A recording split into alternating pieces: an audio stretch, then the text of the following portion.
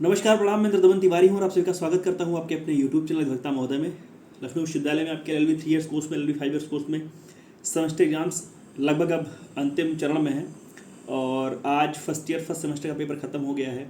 10th semester का paper ख़त्म हो गया है। 8वें सेमेस्टर का पेपर आज ख़त्म हो गया है और हम लोग बात करने वाले हैं आज के अपने इस वीडियो में जो LLB इंटीग्रेटेड 5 डिग्री कोर्स में आपका छठा पेपर है कॉमर्शियल लॉ का, जिसमें आपको इंडियन पार्टनरशिप एक्ट 1932 पढ़ना होता है और जो the sale of goods act है 1930 वो पढ़ना है और थोड़ा सा पोर्शन लिमिटेड लाइबिलिटी पार्टनरशिप का है। 2008 का जो एक्ट है LLP करके है।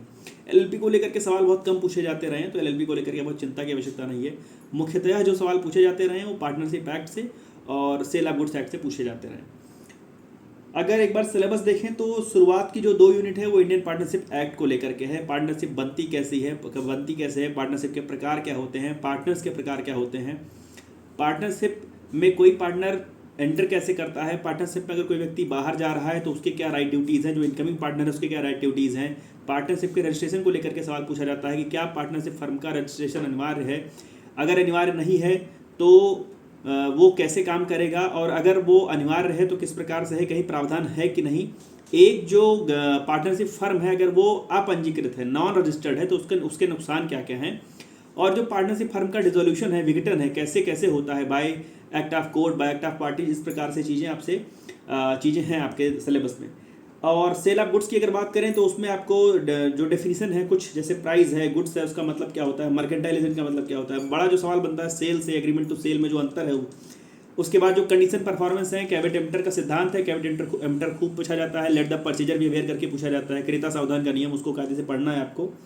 सेक्शन 4 से 17 तक फॉर्मेशन ऑफ कॉन्ट्रैक्ट, आपको मुख्य सेक्शन बिल्कुल क्लियर कट है कि कहाँ से सेक्शंस आपको लेने हैं। और सेक्शन 18 to 31 जो इफेक्ट ऑफ कॉन्ट्रैक्ट है वहाँ से है। चौथी यूनिट में जो अनपेड सेलर का मतलब क्या होता है, अनपेड सेलर के पास राइट्स क्या हैं, अनपेड सेलर की ड्यूटीज़ क्या हैं, और जो कॉन्ट्रैक्ट के परफॉर्मेंस को लेकर के सवाल है, ब्रीच ऑफ कॉन्ट्रैक्ट को लेकर के सवाल है, और जो कॉमर्शियल कोर्ट्स एक्ट है 2015 का उसका एक ओवरव्यू लेकर के, ये आपका पूरा का पूरा सिलेबस है। बड़े सवालों की अगर बात करें, जो बड़े सवाल आपके लिए बनते हैं, पहला सवाल कि जो पार्टनरशिप का मतलब क्या होता है, मीनिंग क्या है, पार्टनरशिप का नेचर क्या है, पार्टनरशिप को और हिंदू अनडिवाइडेड फैमिली को कैसे आप अंतर करेंगे, जो पार्टनरशिप फर्म है उसमें और कंपनी में क्या अंतर है। तो जो पार्टनरशिप फर्म की मीनिंग, उसका जो नेचर है उसको और इन सभी अंतरों को कायदे से पढ़ लीजिएगा। वहीं पर एक सवाल आता है कि टेस्ट ऑफ डिटर्मिनेशन, क्या अगर एक सवाल बहुत बार पूछा गया है और जुडिशरी में भी खूब पूछा गया है कि अगर कोई पत्नी अपने कुछ गहने अपने पति को देती है या पति अपने पत्नी से कुछ गहने लेता है, जेवर लेता है, भाई भाई से कुछ सामान लेता है, और उसी सामान से, उसी पूंजी से अगर वो कोई बड़ा व्यापार करना शुरू करता है तो बाद में अगर उसमें कुछ मुनाफा आता है जिससे उन लोग का घर चल रहा है, परिवार चल रहा है, भाई भाई में बट रहा है, तो क्या इस प्रकार से केवल प्रॉफिट शेयर कर लेना मात्र ही पार्टनरशिप फर्म का माना जाएगा कि क्या वो पार्टनरशिप फर्म है। क्या कोई परिवार में ऐसे ही पार्टनरशिप फर्म हो जाता है। आपने फैमिली लॉ में कर्ता पढ़ा हुआ है, तो क्या कर्ता एक पार्टनर के तौर पर काम करता है, क्या कर्ता के दिशा निर्देशन में जो और भी लोग हैं वो सब एक पार्टनर्स के रूप में काम करते हैं। तो पार्टनरशिप फर्म का आपको देखना है कि वो रिलेशन से होता है या आपस में कुछ एग्रीमेंट होना जरूरी है, तो उसका जो टेस्ट है डिटर्मिनेशन का वो कायदे से आप पढ़ लीजिएगा।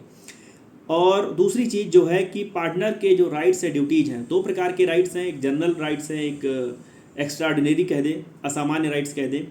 एक असामान्य परिस्थितियों में जो राइट्स उसको मिले हुए हैं वो क्या राइट्स हैं, क्या ड्यूटीज हैं, to each other, to the firm, to third party, इस प्रकार से अलग अलग करके पढ़ लीजिएगा।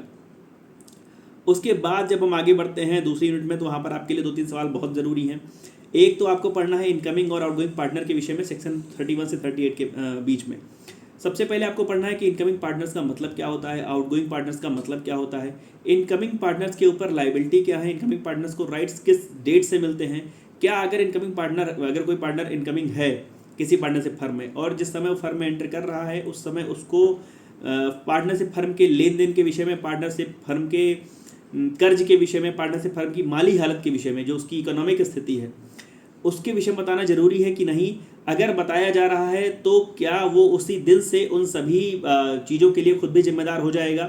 अगर कोई आउटगोइंग पार्टनर है तो उसकी सैलरी को लेकर, उसको रिम्यूनरेशन को लेकर के क्या क्या स्थिति है, उसके ऊपर रेस्ट्रिक्शन क्या लगाए गए हैं। अगर कोई फर्म में काम मैं कर रहा हूं और उस फर्म को छोड़ करके, त्याग करके मैं किसी और अलग जा रहा हूं काम करने, तो क्या मैं उसी नाम का, उसी डोमेन का यूज कर सकता हूं।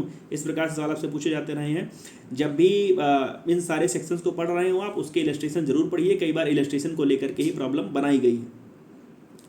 दूसरा सवाल डिसोल्यूशन ऑफ फर्म का भी आपके लिए जरूरी है, जो कि आपको मिलता है section 39 to section 55 Indian partnership act में। डिसोल्यूशन का मतलब क्या होता है, एक पार्टनरशिप भंग होने का मतलब क्या होता है। जब आप पार्टनरशिप और कंपनी में अंतर पढ़ते हैं तो वहाँ देखते हैं कि कंपनी में यदि किसी एक व्यक्ति की मृत्यु हो जाती है, अगर कोई व्यक्ति पागल दिवालिया हो जाता है या उसको घोषित कर दिया जाता है कि वो कॉन्ट्रैक्ट करने लायक नहीं है, वह कानूनन अवैध है, तो जो कंपनी है वो ख़त्म नहीं होती। कंपनी जो है वो एक जो एंटाइटी है कंपनी, वो मरती नहीं है, ख़त्म नहीं होती।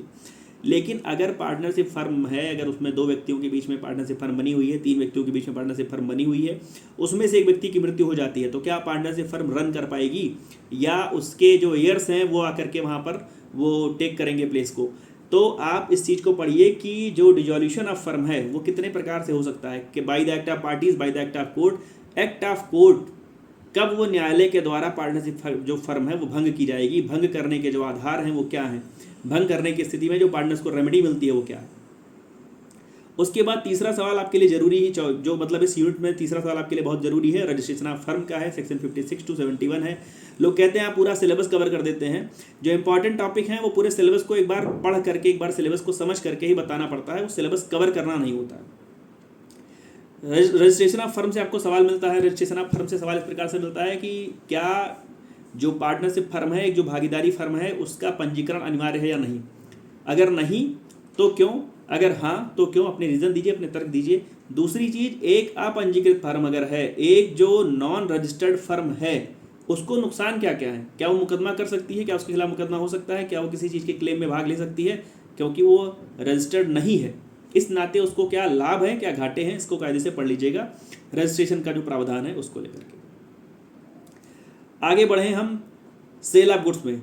सेल ऑफ गुड्स में सबसे पहले तो छोटी छोटी डेफिनेशन है। सेल की डेफिनेशन क्या है, सेक्शन 2 क्लॉज 7 में गुड्स को कैसे डिफाइन किया गया है, गुड्स का मतलब क्या होता है, फ्यूचर गुड्स का मतलब क्या होता है, सेल का मतलब क्या होता है, एग्रीमेंट टू सेल का मतलब क्या होता है, सेल और एग्रीमेंट टू सेल में अंतर क्या है, ये भी सवाल कई बार पूछा गया है, उसको आप जब पढ़ रहे हो तो दोनों में अंतर देख लीजिएगा। उसके बाद जो फॉर्मेशन कॉन्ट्रैक्ट में जब हम जाते हैं तो वहाँ पर जो कंडीशंस है, वारंटीज है, उसको लेकर के आप कायदे से पढ़िएगा। कंडीशंस का मतलब क्या होता है, वारंटीज़ का मतलब क्या होता है, जो मैंने शुरुआत में मैगजीन बोली कैविएट इम्पोर्टर की, let the purchaser be aware की, क्लेट वगैरह की तैयारी आपने करी होगी तो वहाँ पर आपने शुरुआत में ही पढ़ रखा होगा। कैविएट इम्पोर्टर का सिद्धांत क्या है, उसके एक्सेप्शन क्या क्या है, इस प्रकार से। सेल बाय डिस्क्रिप्शन का मतलब क्या होता है, छोटी छोटी चीज़ें कभी ए भी करके पूछी भी गई हैं। नमूने के द्वारा विक्रय का मतलब क्या होता है, इस प्रकार से। उसके बाद जो चौथी यूनिट है वहाँ पर आपको जो पार्टी के राइट्स हैं, पार्टी की जो रेमेडीज हैं उसको देखना है। पार्टी के राइट्स क्या क्या हैं और पार्टी के जो सूट है, जो पार्टी के द्वारा की गई ब्रीच ऑफ कॉन्ट्रैक्ट है, उसमें जो अगेंस्ट पार्टी है उसको कौन कौन सी रेमेडीज़ मिली हैं। तो पहले तो आपको उसके राइट्स पढ़ने हैं और उसी राइट्स में जो रेमेडीज़ की हम बात कर रहे हैं तो देखना है कि जब ब्रीच ऑफ कॉन्ट्रैक्ट हो रहा है 55 से लेकर के 61 के बीच में कौन कौन से प्रकार की सूट्स ला करके अपने रेमेडीज़ के लिए कोई व्यक्ति आवेदन कर सकता है, अगर सेल ऑफ गुड्स के अंतर्गत उसका कॉन्ट्रैक्ट सामने वाले ने ब्रीच किया है तो उस स्थिति में क्या कर सकते हैं। दूसरी चीज, असंदत विक्रेता, अनपेड सेलर। साफ साफ अनपेड सेलर का मतलब ये कि अगर आपने मेरे यहाँ पर सामान खरीदा है और आपने मुझे पूरे पैसे नहीं चुकाए हैं, आपने मुझे कपड़े सिलने के लिए दिए हैं और आपने मेरे यहाँ पर अभी कपड़े उठाए नहीं हैं, मुझे पैसे नहीं दिए हैं, तो मैं जो हूँ अनपेड सेलर हूँ। अभी मुझे पैसा नहीं मिला है, मैं अनपेड हूँ, सेलर हूँ। अनपेड सेलर के पास राइट कौन कौन से हैं, और जिस समय आप अनपेड सेलर के राइट पढ़ रहे हैं उस समय राइट टू लियन देखिए। अनपेड सेलर के पास जो ढेर सारे राइट्स उसको समझिए और ये देखिए कि जो अनपेड सेलर का राइट है वो किस स्थिति में ख़त्म हो जाएगा, एग्जॉस्ट हो जाएगा। सामान्य सी बात है कि आप किसी का पैसा बाकी है, किसी के यहाँ पैसा उधार है, वो विक्रेता है, आप क्रेता है, आपने जब तक सामान उसके यहाँ पर नहीं लिया है, जब तक आपने उसको पैसा नहीं दिया है, या सामान ले करके आपने आधा पैसा नहीं दिया है, तो वो अनपेड सेलर है। जिस दिन आप पैसा चुका देंगे उस दिन वो आपको सामान जो देने के लिए दायी हो जाएगा। अच्छा, उसमें कभी कभी राइट्स में right to stop the goods in transit करके है, राइट टू रिसेल है। तो राइट टू रिसेल की किस स्थिति में, क्या वो जो सामान है वो सड़ नहीं रहा है, गल नहीं रहा है, फट नहीं रहा है, पुराना नहीं हो रहा है, तो क्या ऐसी स्थिति में भी आप रिसेल कर सकते हैं, या रिसेल करने के लिए कुछ खास व्यवस्था की गई है। और अगर वो गुड्स एक बार ट्रांजिट में निकल गई, अगर वो गुड्स एक बार ट्रांसपोर्ट के पास है, ट्रक में लद करके जा रही है, रास्ते में अभी पहुंची नहीं है अगले व्यक्ति के पास, तो उसे क्या रोका जा सकता है। इस प्रकार से सवाल आपसे पूछे जाते रहें। तो ड्यूटीज़ का सवाल हो गया, इनकमिंग आउटगोइंग पार्टनर का डिसोल्यूशन का सवाल हो गया, एग्रीमेंट टू सेल की बात हो गई। अच्छा, कॉन्ट्रैक्ट की जो इफेक्ट लेने की बात है 18 से 31, उसमें आप 18, 22, 23, 24 करके है, 31 तक कुछ एक्ट वो सेक्शंस हैं, उसके जो मुख्य प्रावधान है उसको आप देख लीजिएगा एक बार बैरेट से। तो मुझे लगता है इतने सवाल करके जाइएगा, आपके लिए आसान हो जाएगा। जब भी प्रयास करिए कि जो भी आपके सवाल का जवाब दे रहे हैं उसमें केस लॉज अगर आपको आ रहे हैं, लीडिंग केस लॉज, मैं बार बार कहता आया हूँ इस बार, तो लीडिंग केस लॉ जरूर लिखिए, इलस्ट्रेशन जरूर पढ़िए। कई बार इलस्ट्रेशन बेस्ड सवाल ही आते हैं। आज सवेरे इंडियन कॉन्ट्रैक्ट एक्ट का जो पेपर आया था उसमें बेलमेंट का जो सवाल आया था, वो बेलमेंट का सवाल जो मेरे पास पेपर ही था, बेलमेंट का जो सवाल आया था वो बेलमेंट के सवाल में वो एक इलस्ट्रेशन बेस्ड सवाल था। तो कई लोगों ने कहा कि बेलमेंट का सवाल नहीं आया, लेकिन अगर उन्होंने इलस्ट्रेशन पढ़ा होता तो वो समझ में आ जाती चीज़। तो आप LLB थर्ड ईयर 6 सेमेस्टर के लोगों को ढेर सारी शुभकामनाएं। 3 वर्ष आपके पूरे हो गए, 2 वर्ष और बचे हैं। बचे हुए वर्ष में आप खूब अच्छा प्रदर्शन करिए। ढेर सारी शुभकामनाएं आप सभी को आपके उज्जवल भविष्य के लिए। और किसी प्रकार की जो अपडेट होगी मैं लेकर के उपस्थित हो जाऊंगा। तब तक जुड़े रहिए मेरे साथ। धन्यवाद, प्रणाम।